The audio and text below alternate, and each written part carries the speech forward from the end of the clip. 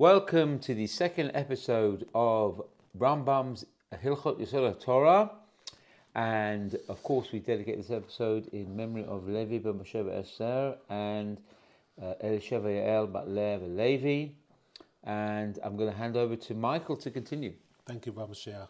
So in this chapter, a very interesting chapter, we are told by Rambam about how are we able to know God and to love and fear God. So let's start. Chapter 2, Halacha 1.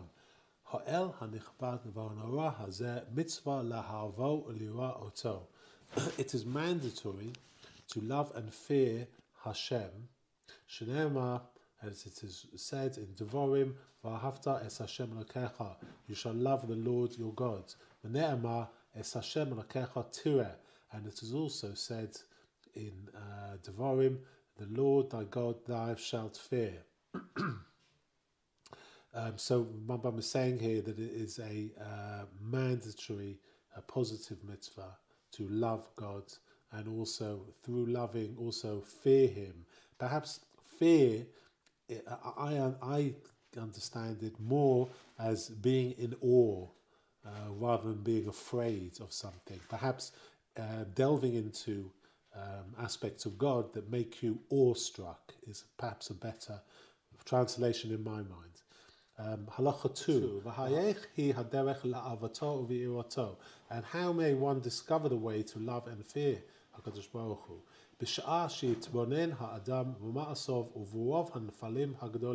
When man will reflect concerning his works, referring to Hashem and his great and wonderful creatures, and he will behold them through his wonderful, matchless and infinite wisdom. And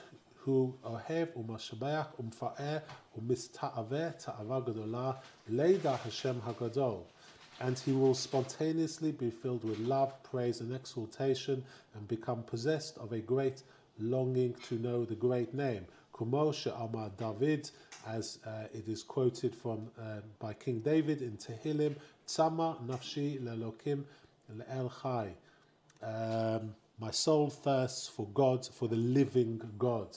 So here we are, an example is given by King David, who says, my soul thirsts for God, the living God. In other words, Rambam is telling us, look at Hashem's creations, the life He has produced, the formulas He set down to create His creations, and you will have a far greater appreciation, and you will be awestruck by the connections you draw when you understand the formulas for God's creations, which are amazingly there's only a few principles that determine every shape of every creature in life. So once you understand those formulas, even their mathematical formulas, you will be amazed when you walk through a park and you apply them to various trees that have all different shapes, and see the general principle will show itself. The mathematical principles will show itself. And it's fascinating when you realize this. Let me continue. And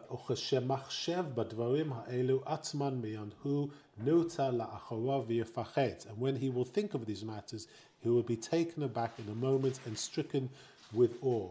And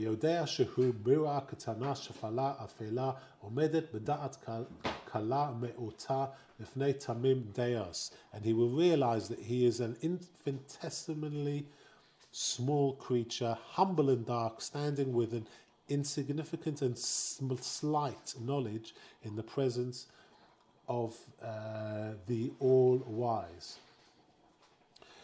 Komo she'ama David, as King David said in Tehillim, Ki shamecha ma'asei atzba'atecha, ma onesh ki zachranu. For when I see the heavens, the wonderful works of your fingers, of what use is man that you remember him? Again, this is King David saying in Tehillim, when I look at your heavens and your creations, why is it you even bother with us humans? Why do you remember us? ולפי הדברים האלו אני מבאר כללים גדולים במעשה ריבון העולמים kadeh. And in harmony with these matters, I elucidate great general principles of the works of the Lord of the universe. Sheyihu pesach lemevin laohev es Hashem, so that they may serve as an opening for one who understands understands by which way to love Hashem. So Rambam is saying here that he's about to elucidate in this and the next 2 chapters various aspects of Ma'aseh Bereshis and even Ma'aseh Mokavah, which are very high abstract concepts. And he says, I'm going to set these out to you, the reader, so that you may find this, use this as a pathway to better understand God, and therefore to be awestruck with God, with the handiwork of God, and therefore it will lead you to loving Him and fearing Him.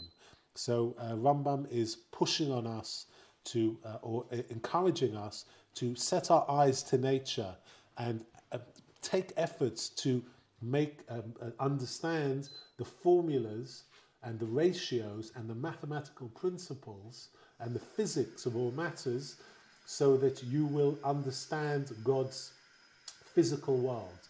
Rambam has told us in the past that in order to elevate yourself to the metaphysical, one must have a good understanding of the physical. In other words, he tells us to familiarize ourselves with laws of physics. So once you understand the law of the various laws of physical, visible physics, you are far better suited to understand the invisible world of metaphysics. And Rambam concludes this halacha, כמו שאמרו חכמים בעניין אהבה, שמתוך כך אתה מכה את מי שאמר והיה העולם. As some sages said on the subject of love, and I quote, out of it you will recognize Hashem, the one who spoke, and the universe was called into existence. So we know that in Hilchot Teshuvah, the Rambam writes, and I quote, one loves HaKadosh Baruch Hu only through knowledge one has of Him. The extent of one's knowledge determines the degree of love, whether great or small. Also, in Sefer HaMitzvot, on Positive Commandment 3, Rambam writes, and I quote, to meditate and to contemplate on His mitzvot, His commandments and His deeds, in order that we will comprehend Him and experience the ultimate of pleasure in the comprehension of Him. This is the love for which we are obligated. Also, in Sefer HaMitzvot, in the introductory principle number 9, which groups the love and fear of God as deos, as states of mind or beliefs, and not midot, emotional qualities. From this, it appears that the Rambam views the knowledge of God as more than a stimulus to arouse a love for Him. Through attaining the knowledge of God, one fulfills the mitzvah of love. The bond a person establishes with God through his comprehension of His qualities is the bond of love we are obligated to establish with Him, referring to God. So this is very, very important. What is being said here is that it is mandatory for us to take time and to apportion serious study to the laws of nature and also to the geometry of nature and to the elements of nature, the various energy forces. Basically, there's gravity, there's electromagnetism, there's something called the weak force, which are forces acting at the atomic level, and then there's the strong force, which is something similar to the weak force, operating at another level. And all of these forces that will be described a little bit later form the visible reality that surrounds us in this world. But Rambam is saying you have to take a little bit of effort to actually give yourself a rudimentary understanding. Now, in my opinion, this mitzvah is exceptionally important, as it's the opening mitzvahs that Rambam is quoting in his Mishneh Torah to know gods is extremely important. But today, we, from a scientific point of view, we are more advanced than any other point in history, and we seem to be snowballing in that respect. Many great discoveries have been made in the last century. We're understanding more about the universe. It's funny that it says in Ashrei, that we say 3 times a day,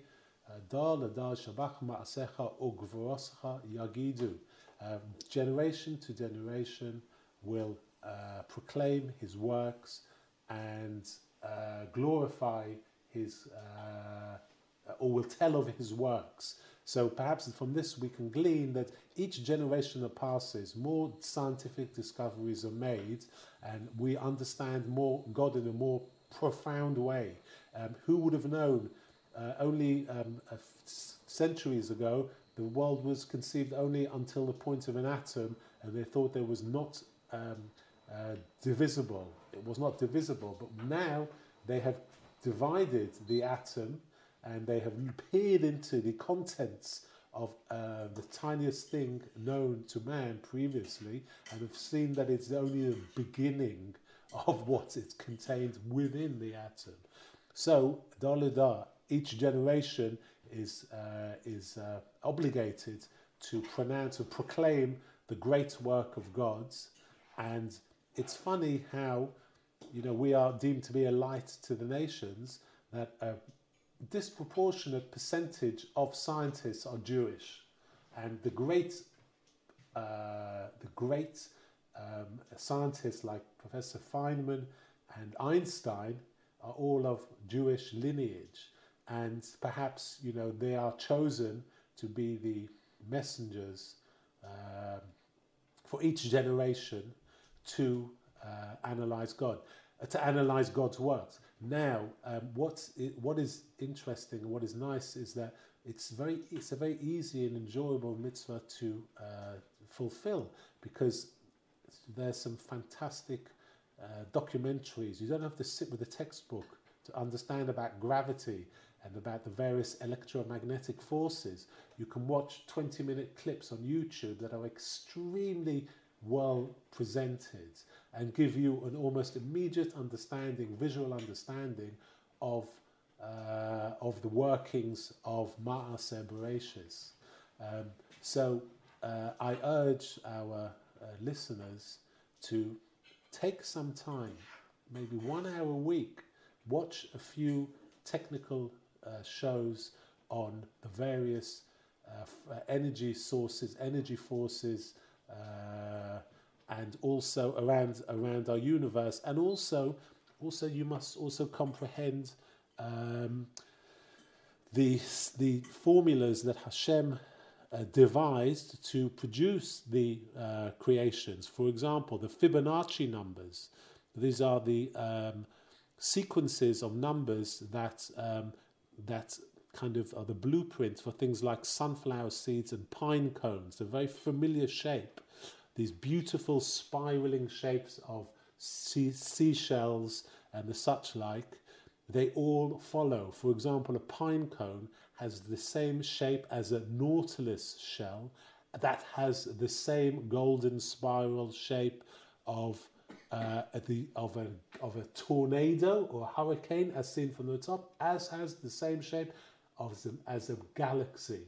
So you can see from the tiniest pine cone until the biggest galaxy, it's all formulated within the same Fibonacci sequence of construction. So it's a mathematical patterns can be seen everywhere in nature, and it's actually a wonderful thing to investigate. So I urge our listeners to take time out of your day and to spend it by learning about these nature's formulas, and perhaps this is part of the coursework of life. God expects human beings to familiarize themselves with the way that God created the universe, and it will be worthwhile. It's almost like you have to do this coursework with it. At some point in your life, spend a bit of time, give yourself a rudimentary knowledge. There's never been an easier time or an easier time to learn these subjects.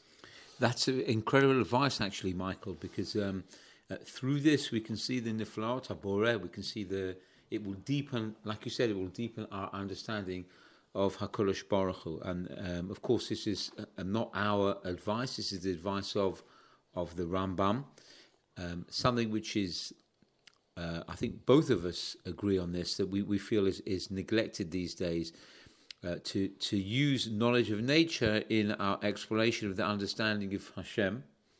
So wonderful. So halacha 3. Kol ma sheborah HaKadosh Baruch Hu ba'alamo nechlak lishlosha chalakim. All that which HaKadosh Baruch Hu created in his world is divided into 3 types. Mehen berurim shehem mechubarim megolem b'tzura v'hem hovim v'nivtzadim tamid komo gufot ha'adam v'habhema v'hatzmachim v'hamtachot. Firstly, we say that Hashem created his world into 3 categories. Number 1, composite creatures of matter and form.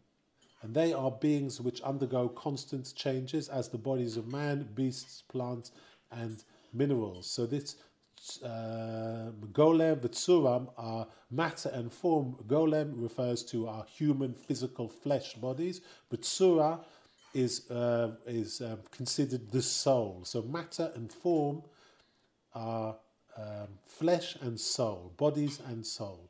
Okay, B, the second, umehen burin shehen mechubarim migolem v'tzura aval enam mishtanim migof legof umitzuya letzura kamo harishonim. The second category are composite beings of matter and form which do not undergo changes of either body or form as the former.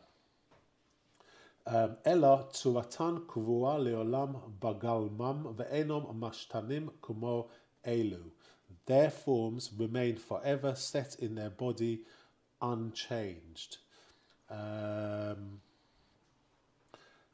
These are perhaps like rocks and various other substances that are not generally subject to corruption or degeneration. The third, v'hem hagalgalim v'hakokavim shebahem. And the thirds are like the planets. These are the planets and the stars around them. So this second form, which are composites of matter and form, that matter and form which do not undergo changes of like a body. These are considered the planets and the stars around them, and they are considered that their forms don't change and are set in their bodies. Ve'ein gamam kasha'a galamim v'lo tzuratam kasha'a tzurot. Their matter is unlike other matter, and their forms are unlike other forms. And the third and final type of creation is umehen burim tzura b'lo golem kalal v'hem hamalachim. And the third type is beings possessed of forms but of no matter whatever. And these are called the angels. Kashem malachim einam guf ugvia ela tzurot nifradot zu mizu. For the angels are incorporeal, but of various forms. So this third category, so he says 3 categories. The first one is matter and form, body and soul consisting of flesh and soul. The second are forms that are set in their way, are more permanent, which are composed of matter and form, but don't undergo changes. The third are beings possessed of forms but no matter, so spiritual or energy entities, and they are called angels, malachim.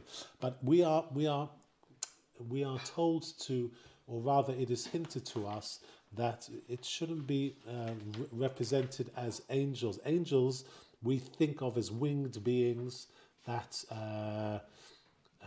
Well, look, the Rambam describes this in the Guide to the Perplexed. It is difficult for man to comprehend of an entity above material existence. So we're going to discuss what angels are, but it is important to understand they are more like energy sources and energy types, rather than our traditional view of angels when he talks about malachim. And so we're going to describe some of these. So, halacha 4. Umezu zeh shehanviim omrim shira'u hamalach esh oval kanafim. And what is this that the prophets say that they saw an angel as of fire and with wings? Hakol hamareh hanuvuah v'derech chida. This is all a prophetic vision and enigmatical. It doesn't describe them exactly in their physical way, but it describes their qualities. Shloma she'enu gufa eno koved kagufot hakvedim. Emphasizing that the being is incorporeal and has no gravity as other massive bodies. So perhaps they're invisible forces that surround us at all times. These are the third category of angels, of creation.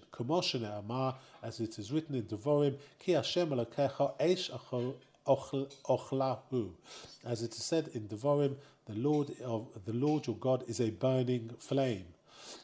Ve'eno Eish Elo Mashal. And he's not made of fire, but is merely a figure of speech. In Tehillim, Oseh Malachov Ruchot, as it also says in Tehillim, he makes his angels of winds. So, our comprehension or our conception of existence is governed by our qualities of perception. An object must be perceived by our five senses in some way, or in some way detected by scientific instruments for us to accept its existence. But we also realize the totality of existence is not material, because our thoughts and feelings are not physical in their nature, but they exist and they do take up space in the material world. So we have to consider that the invisible is as prevalent as the visible in some respects, and we have to also recognize them. When we think of our thoughts and feelings that are above our material existence, when compared to spiritual realms, they are also considered material. Indeed, though they do not take up space, they produce brain waves which can be measured. In this section, we are talking about a spiritual existence which transcends the material world entirely and cannot normally be comprehended by the human mind. We can, however, appreciate the nature of his existence and the influence it has upon us. So, if we are talking about things like gravity, with all the scientific advancements that have been made, the scientists still cannot put their finger on what gravity exactly is. The search for the so-called graviton, which is perhaps they think a kind of particle that of gravity, it still eludes man. With all the machines that we've created, with all the incredible scientific advancements, the most numerous force in the universe is still invisible to man.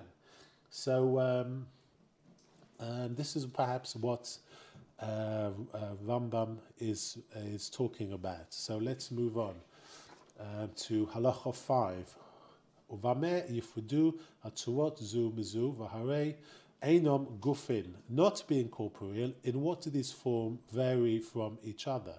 Lefi she'einon shvi'in bimtziotam elo kol echad mehem lamata ma'amaloto shel chaveiro. They differ, that they are not alike in their being, but each of them functions in a lesser degree than the other. V'hu matzui mikocho zeh lama'ala mizeh ba'akol nimtza'im mikocho shel HaKadosh Baruch Hu v'tvu. And each one derives his being from the power of the one above him, but all of them derive their being from the power and goodness of HaKadosh Baruch Hu.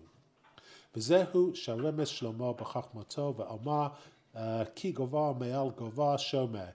As King Solomon is the wise in his wisdom, quoted in Koheles, for one higher than the higher watches. So in other words, what is being explained to us here is that Hashem's essence, his source, that reaches us, goes through various stages that filter energy to our reality and creates our reality.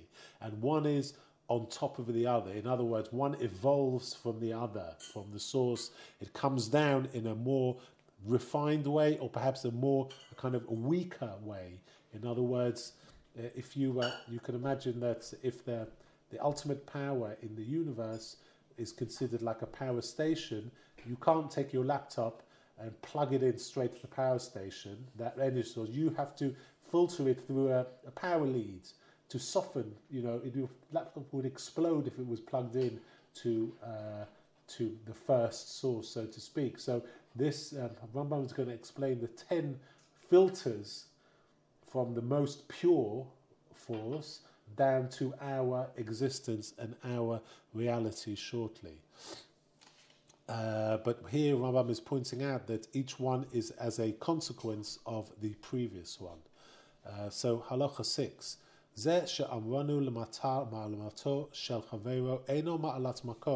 For what we said in a lesser degree than the other does not mean a degree in place or space-time, so to speak. As one man sits in a degree higher than the other.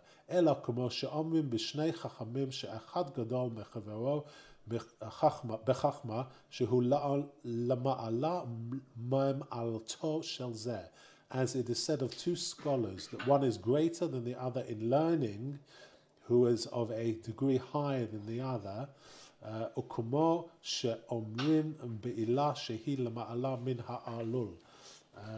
As we speak of the cause of a higher degree than the thing to which it gives being. So Rambam is saying in this section, in this halacha, when we say one is in a higher or lesser degree than the other, it's like two chachamim who are sitting next to each other. Perhaps one is more learned than the other. We say he sits in a higher degree than the other, but he doesn't occupy a different place in space-time or space and time. He doesn't occupy a higher elevation in space. It's the spiritual degree is higher, perhaps his knowledge is higher, but they can be similar sizes.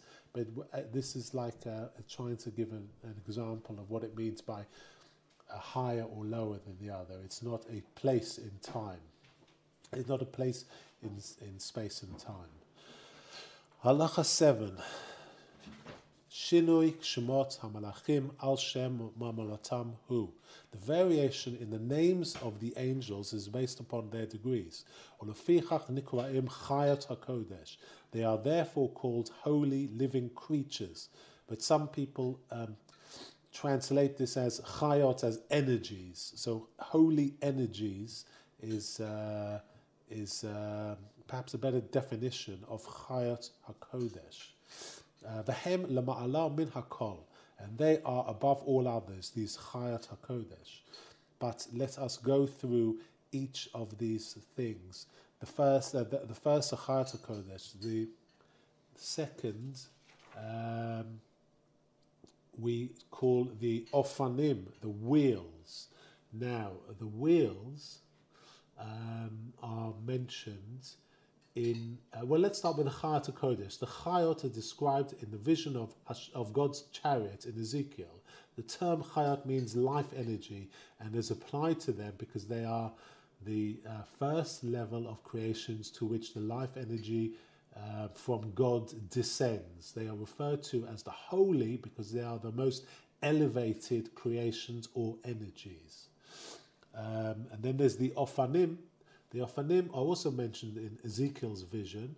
Their name means spheres, and they are the source for the Galgalim, or the spheres mentioned in the chapter we're going to learn in the next episode. The Rambam explains Ezekiel's visions, and therefore the activity of the Chayot and the Ofanim in the Moreh Nevuchim, the Guide to the Perplexed, in volume 3, chapter 3. The next on this list of 10 angels or energies are the Erelim, and they are also mentioned in Yeshaya's vision, and they mean great ones or exalted ones. In the temple altar is at times referred to as Ariel. The next fourth on the list are the Chashmalim. The Chashmalim are interprets Chagiga 13b interprets the term Chashmal mentioned in Ezekiel 127 as fiery beings which communicate. The Seraphim is the fifth on the list, and also Isaiah's vision in 6:2 mentions the Seraphim. Their name means those who are burnt, i.e. they have such a burning love for God and they are consumed by their own fire. This is according to Hilchot Torah, Kadoshim.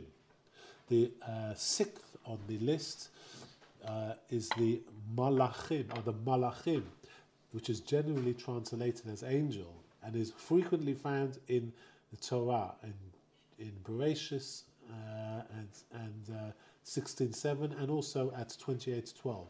Literally, it means emissary and refers to the angels charged with a specific task by Hashem.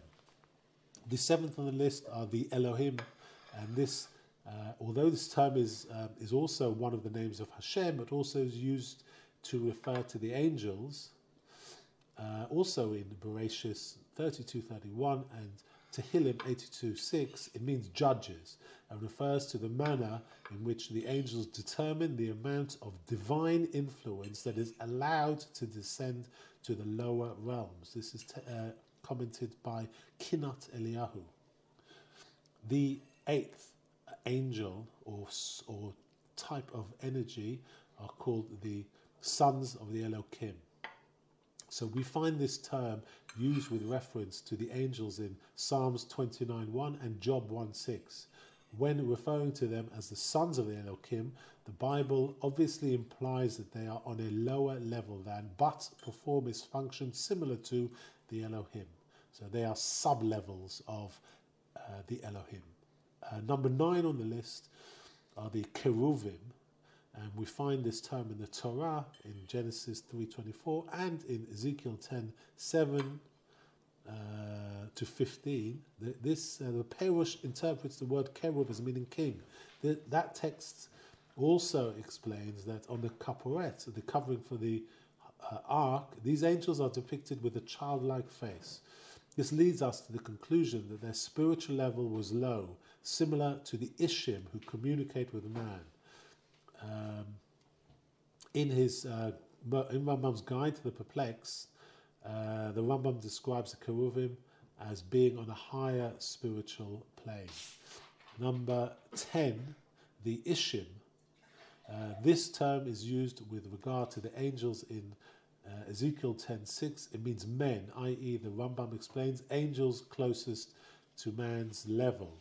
And I believe that the Ishim are the source that communicate with Nevi'im and instruct them in their various tasks and missions. So here Rambam is stating 10 levels, starting with the Chayat HaKodesh down to the Ishim, which to me seem like a kind of filtering of the pure energy into various states. Now, we know that Rambam never really discusses Kabbalah. Except in Guide for the Perplexed, he does give some hints to his knowledge of Kabbalah, but it's striking how similar these 10 states are as to the Sepharim of the Seraphim of the the Kabbalistic, the 10 levels of kind of filtration of energy down to our existence. We know that, this could be a hint to his knowledge of the Sephirot. I think it's called the Sephirot in the Kabbalah, that describe how God's energy is filtered through the 4 states in 10 separate filtrations until it reaches our level of Asira and our reality. So this is perhaps hinted it's the same sort of thing. It's how they communicate and how they are distributed that determine what each world, these four worlds, receive. But that's perhaps a little bit beyond the scope of this lesson to discuss the Kabbalistic levels. But this is Rambam's description of these 10 filtration stages from high to low. And perhaps the Chayat HaKodesh and the Ofanim, especially the Ofanim, refers to the energy that makes galaxies swirl. Perhaps this is what is. And Rambam continues, Kol elu asara hashemos shenikru bahen hamalachim al shem esem ma'alot shelahem hen. All of these 10 names by which the angels are called designate their respective 10 degrees. Uma'ala she'en lama'ala mimena ela ma'alat ha'el kadosh baruch hu hi ma'alat tzura shnikres chayos. The degrees which has nothing higher than itself, save only for the degree of God's, blessed be He, is the degree of the form which is called the living creatures, or Chayat HaKadosh. Thus it is spoken of as in the prophecies, various prophecies, as being beneath the throne of glory. So these Chayat HaKodesh, these holy energies, are just below the throne, so-called throne of glory. And the 10th degree is the degree, or the lowest form is the degree known as men, Ishim.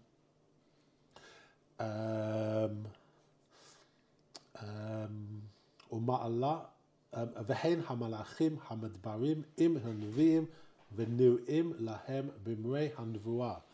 Which are the angels. These Ishim are the angels who speak with the prophets and appear to them in the visions of prophecy.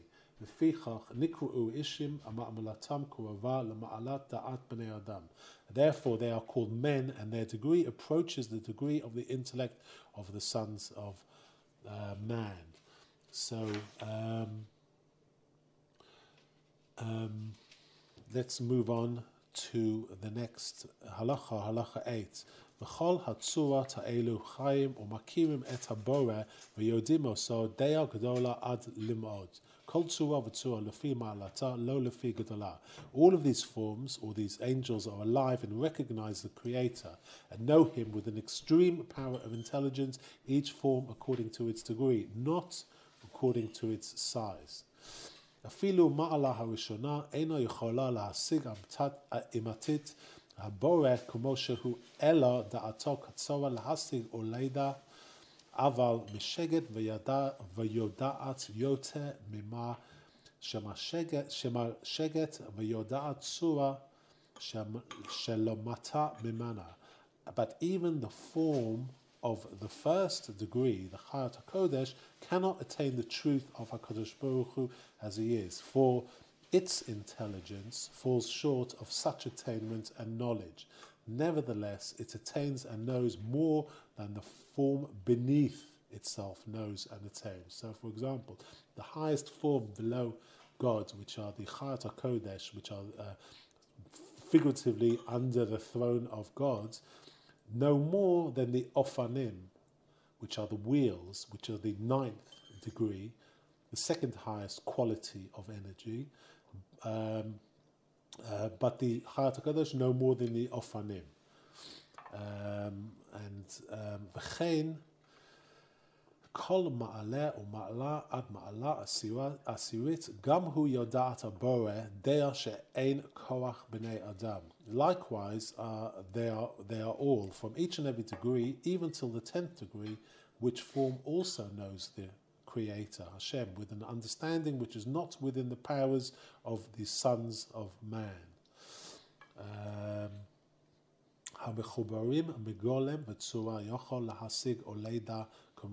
Which are composite beings of matter and form to attain and know. V'hakol einom yodim haboreh kamo shehu yodeh atzmo.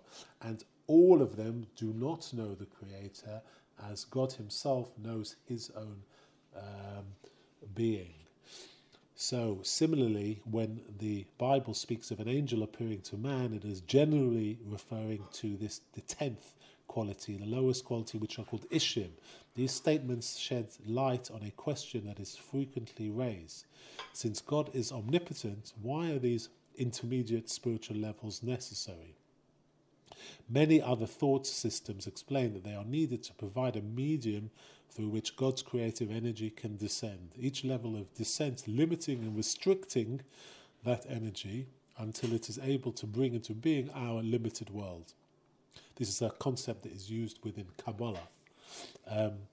Our religion conceives of God as being able to bring this world into being in its present form from absolute nothingness, without any intermediaries. If so, what purpose do these intermediate levels serve? Why did God create them?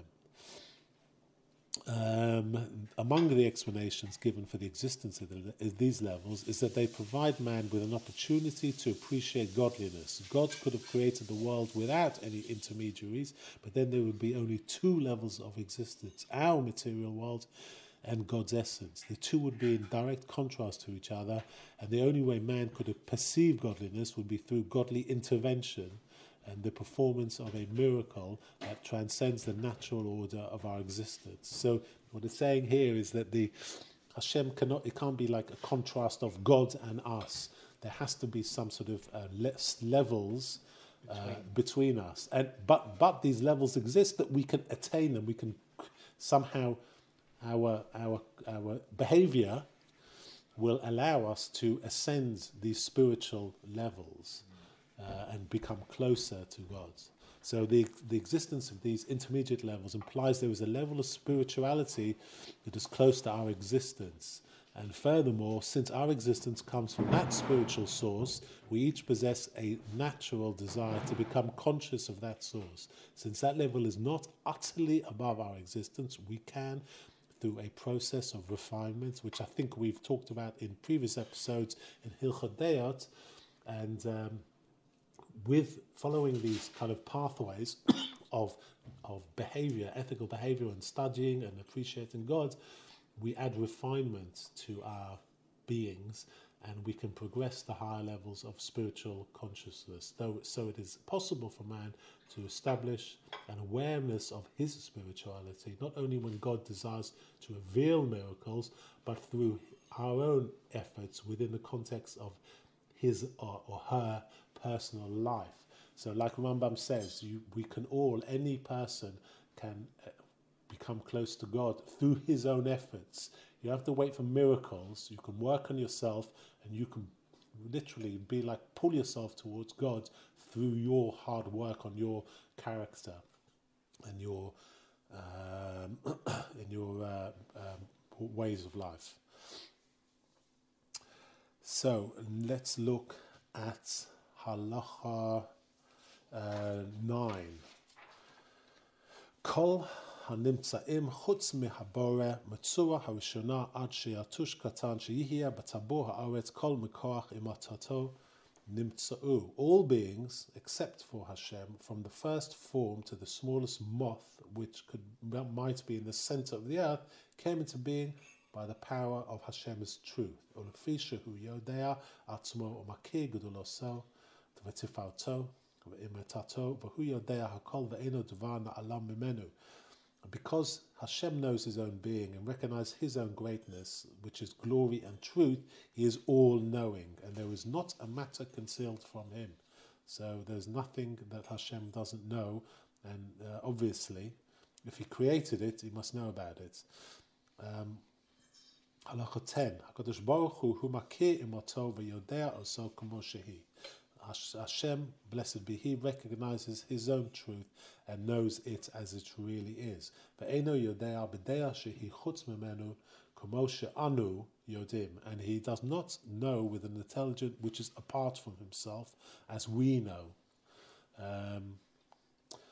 שאינם אנו ודעתו אחד, אבל הבורא יתברך הוא ודעתו וחייו אחד מכל צד ומכל פינה ובכל דרך ייחוד.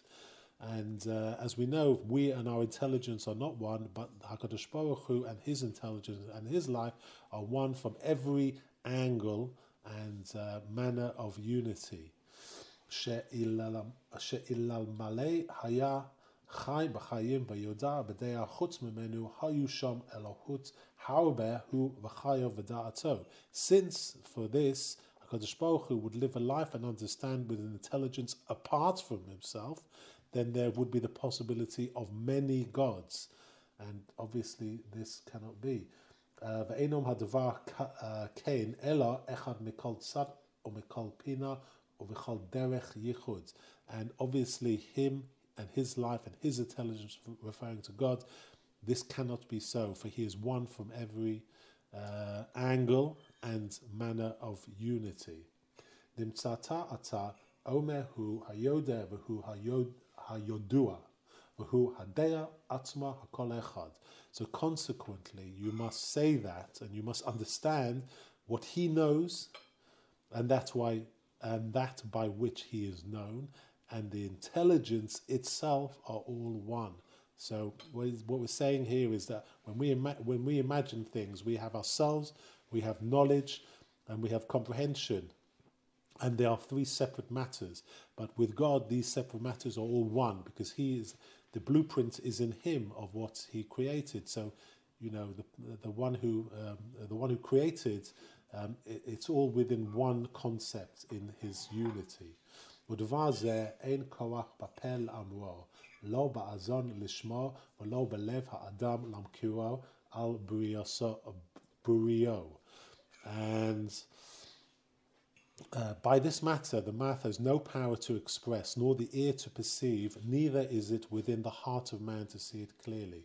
So we cannot conceive the understanding of God, because our limited minds and our separation of thought processes to understand reality are obviously almost like broken elements that we have to join up. Whereas in God, it is all in an instant, in one unity. ולפיכך אומר חי פרעה, או וחי נפשך, ואין אומר חי השם, אלא חי השם, שאינם הבורא וחיוב שניים כמו חיי הגופים החיים או כחיי המלאכים. Therefore it is spoken in Bereshis, the life of Pharaoh, and the life of your soul in Shmuel. And it is not spoken of the life of God, but it is always referred to as the living gods. This is in Shoftim, because of the Creator and his life are not separated, not two, as are the lives of living bodies or as the life of angels. לפיכך אינו מכיר הברואים ויודעים מחמת הברואים כמו שאנו יודעים עושם אלא מחמת עצמו יודם. Therefore, Hashem does not recognize the creators nor knows them because they are creatures as we know them, but by the reason of knowing his own self does he know them. ולפיכך מפני שהוא יודע עצמו יודע הכל שהכל nitzmach lo b'hava'ato. Therefore, because Hashem knows his own self, he knows all, for all depend on him in being. So Rambam is stating here the Hashem. It's almost impossible to describe how. He talks about this in the Guide to the Perplexed in volume 321. The Rambam explains this concept with the metaphor of an engineer who perceives the entire structure of a mechanism in his mind before drawing up the blueprints for it. Although the concepts mentioned in this halacha are fundamental principles upon which much of the Rambam's metaphysical conceptions rest, they have been the subject of much debate amongst the rabbis. By stating that Hashem's knowledge is fundamentally different from man's, the Rambam ascribes to God a perfection that surpasses the terms of our limited existence. Nevertheless, the description of Hashem as the knower and the subject of knowledge, and knowledge itself defines him. Any definition is itself a limitation and restriction, and hence it is inappropriate for him. Referring to HaKadosh Baruch Hu. These limitations transcend the boundaries of human existence, but they are nevertheless limitations. And I'll quote the Maharal of Prague in Gvurat Hashem. He says, knowledge is the awareness of a concept as it is. Just as to be grasped physically, an object must possess a definite size and form to be comprehended intellectually. An entity must have a specific definition. Therefore, knowledge, even Hashem's own knowledge, cannot be identified with God or used as a description of him, because he is utterly infinite. He is not merely beyond the limits of human knowledge, he is unknowable in essence. That is from the Maharal of Prague in Gvurat Hashem. Halacha 11. Dvorim elu she'amranu be'inyan zeh b'shnei prakim elu k'mo tipa min hayam hem mamat shetzarich leba'er be'inyan hazeh. These matters which were spoken in this subject, in this chapter, in these two chapters, are but a drop in the ocean of what could and ought to be expounded in this subject. You know, it's impossible to describe the whole of reality in these limited words. The Rambam is stating here, this is only what we've talked about is only a drop in the ocean of what can be talked about in these matters. Uve'u kol ha'ikarim shebishnei parakim eluhu nikra ma'aseh merkava, and the exposition of all the principles in these two chapters are known as the works of the chariots. The chariots referred to in Ezekiel chapter 1. Halacha 12.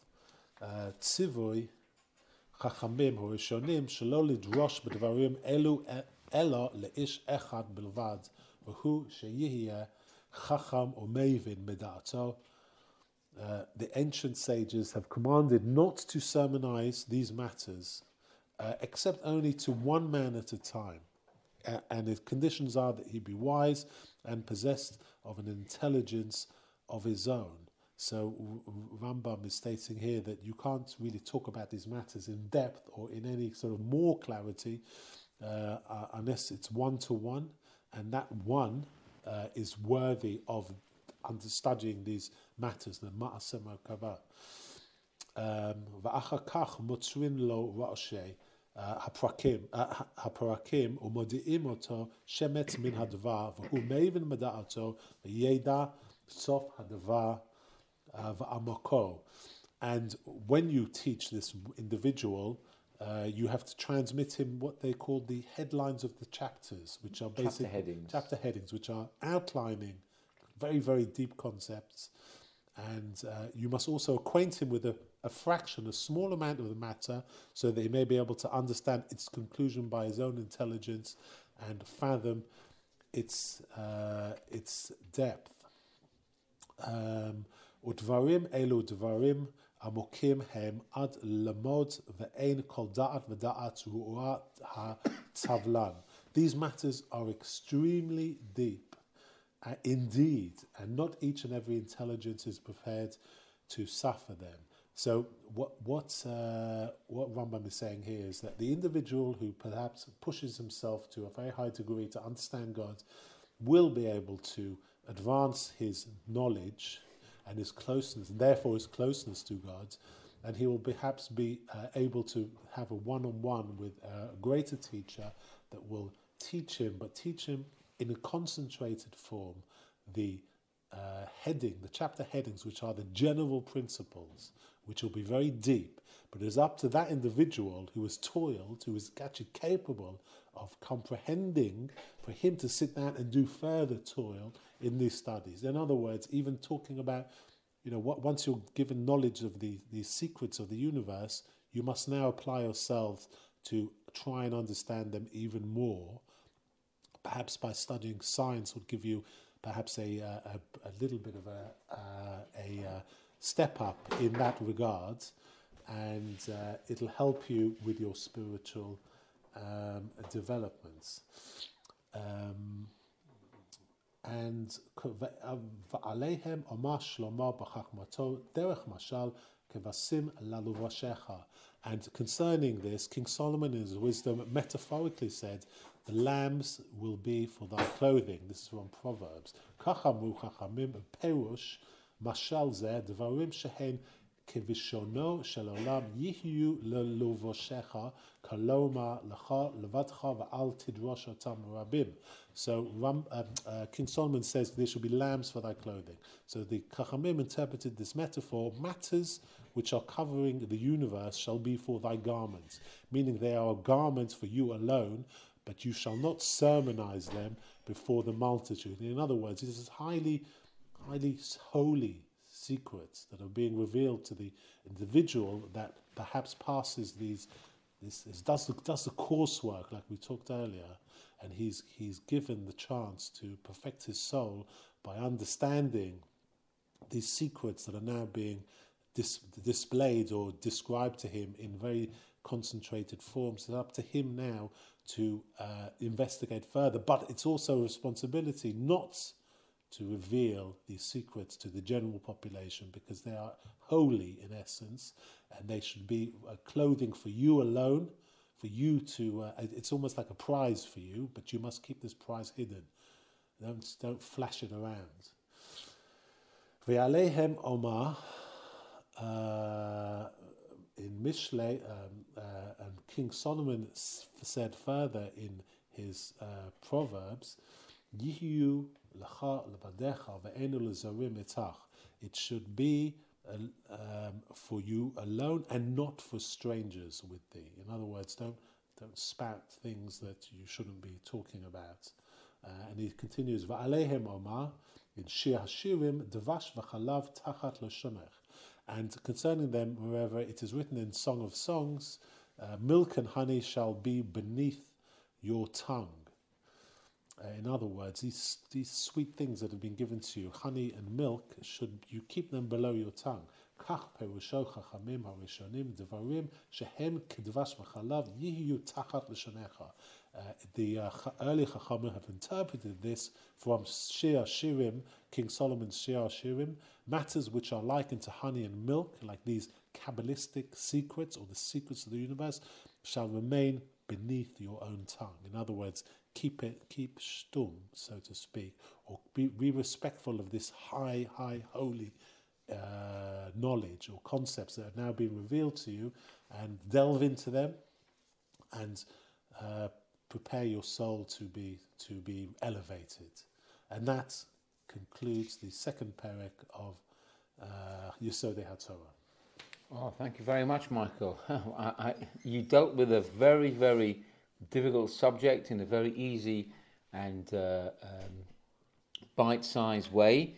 It can't have been easy to put these concepts into words. Certainly not from Lashon HaKodesh. These concepts are very, very obscure. So thank you very much for that. We will be back next time to do the third chapter. Until then, have a wonderful and blessed week.